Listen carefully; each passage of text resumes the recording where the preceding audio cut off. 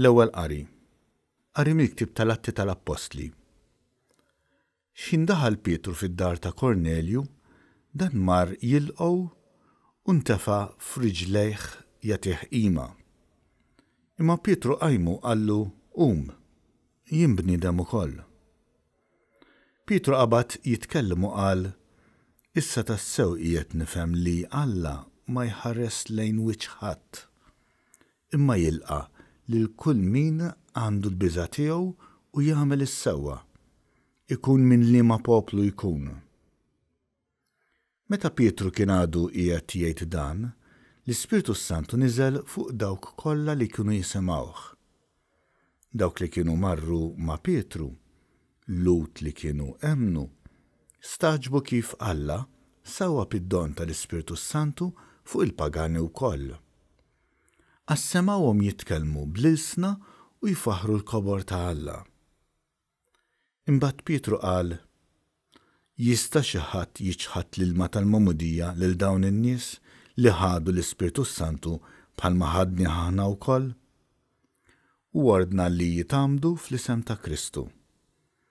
Imbagħad huma talbuh jibqa' għal ftit jiem magħhom. Il-kelma tal-mulej.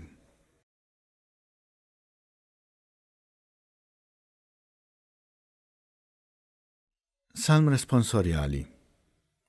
Il-mulej wera l-ġustizzja tiegħu lill-ġnus. Għannu lill-mulej għanja ġdida għax għamel ħwejjeġ tal-għaġeb. Ġibitlu r-rebħa l-leminija tiegħu u d-drieħ imqaddes tiegħu. Il-mulej wera l-ġustizzja tiegħu lill-ġnus. Għarraf il-mulej s-salvazzjoni tiegħu, fajnejn il-ġnus wera l-ġustizzja tiegħu. Ftakar fit-tieba u l-fedeltà tiegħu mal-poplu ta' Iżrael. Il-mulej wera l-ġustizzja tiegħu lill-ġnus. L-art kollha minn tarfa l-ieħor rat is-salvazzjoni ta' Alla tagħna. Għajtu bil-ferħ lill-mulej fl-art kollha, infexxu filena, ifirħu u għannu. Il-mulej wera l-ġustizzja tiegħu lill-ġnus.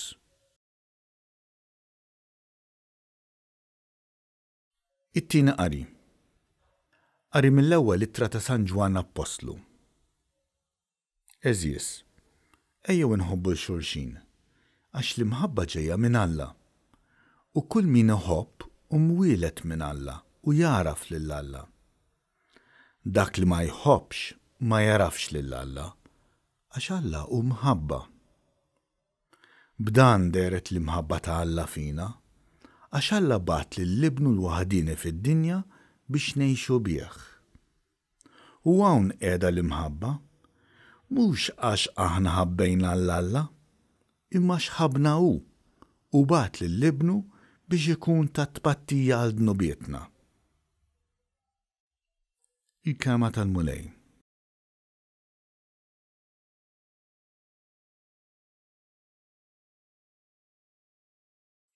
Qari mill-Evanġelju skont San Ġwan.